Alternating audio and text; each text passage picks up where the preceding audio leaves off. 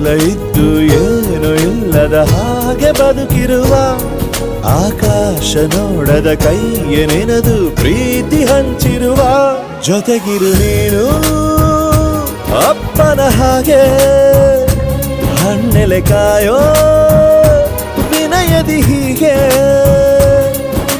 ನಿನ್ನನು ಪಡೆದ ನಾವು ಪುನೀತ ಬಾಳು ನಗು ನಗುತ್ತಾ ಬೊಂಬೆ ಹೇಳುತ್ತೈತೆ ಮತ್ತೆ ಹೇಳುತ್ತೈತೆ ನೀನೇ ರಾಜಕುಮಾರ.